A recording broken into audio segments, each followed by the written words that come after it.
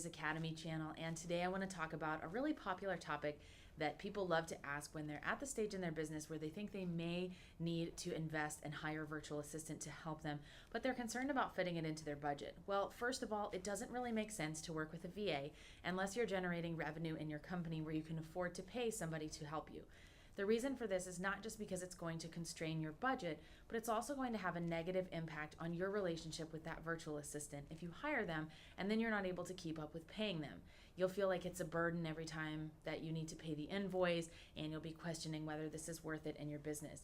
So a good point to invest with a virtual assistant is a situation in which your business has grown faster than you can keep up with and you actually need somebody to help you, where you're running out of hours in the day and you have demands from clients or new things that you really should be working on that would help to generate revenue, and you're unable to work on those because your time is so limited. By freeing up your time and hiring a virtual assistant to handle some of those administrative tasks like helping you manage your calendar, checking your email and responding to commonly asked questions, sending your email newsletter, etc., this frees up your time to do more of the things that only you can do in your business, like appear on video, record courses, host a podcast, write blogs, or whatever that may be for you. So if you're just starting out, however, you still want to be mindful that you're outsourcing on a budget. And I don't mean choosing the cheapest possible quote that comes in from a virtual assistant. Price is certainly something you should have in mind, but when you're outsourcing on a budget, you want to think about the effort that you're going to put into the exchange as well. So if you're truly constrained by a budget, but you want someone to help you, perhaps you're looking for a person who can grow with your company. What I mean by that is hiring someone that you're going to put more intensive training with, and then ultimately they're going to grow to understand your company, hopefully expand their hours, and you'll have a really good working relationship. You could do this by hiring the person and paying them a lower amount because you're going to train them purposely by yourself, and that's going to be at the outset of your relationship. So this person may have never been a virtual assistant before, and you're going to train them individually. You're going to pay them a lower rate than what you would pay a standard VA in exchange for your hands-on training. Now, this is probably going to be a little bit more work than hiring an experienced VA because the VA is going to learn along with you. However, that's one way to do it on a budget. Another thing that comes up a lot and is really something that should be the subject of its own video is outsourcing overseas. So not hiring someone from the US or Europe and hiring somebody from the Philippines, El Salvador, Central America, South Africa. These are some of the most popular places to find VAs outside of the United States.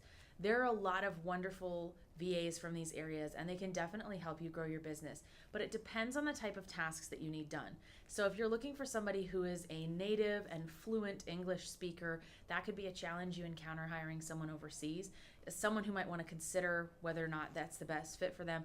If you're looking for someone to help copy edit your materials that you're posting, actually write your newsletters or help you write them, be a customer service agent and interface with your high-paying clients, right? So if you were a business coach for people who were paying you a lot of money to work one-on-one and your VA is sending the emails, it would make a difference whether that person was a native English speaker or not. It could come across as unprofessional if not. So something to keep in mind if you do outsource overseas. And I'll cover that in a separate video because I definitely have plenty of experience doing it.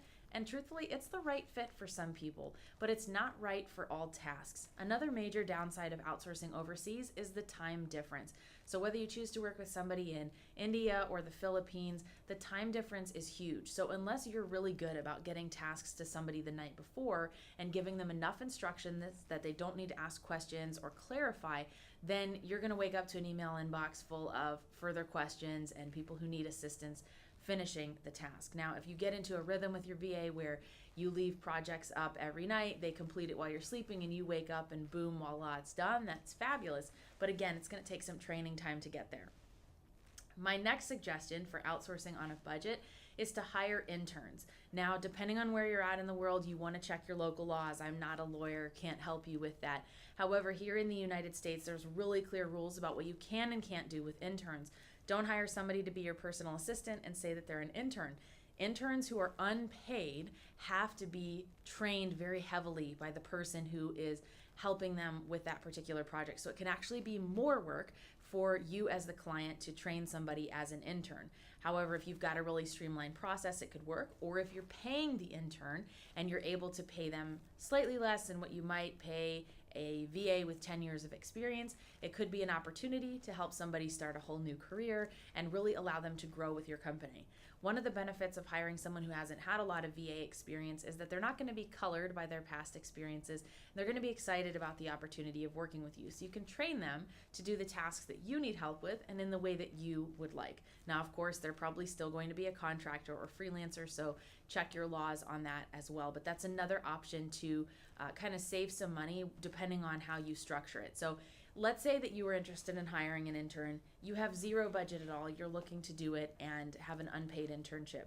You'd have to be pretty hands-on in that relationship, but you want to hire people for specific tasks. So if I were going to hire interns, I might hire a social media intern or a publicity intern. I'd look to my local college in the area and see if there are any students who would like this kind of experience for a couple of months where they could learn one-on-one from me and my business, but they would also be carrying out certain tasks. So something to keep in mind, a great way to outsource on a budget.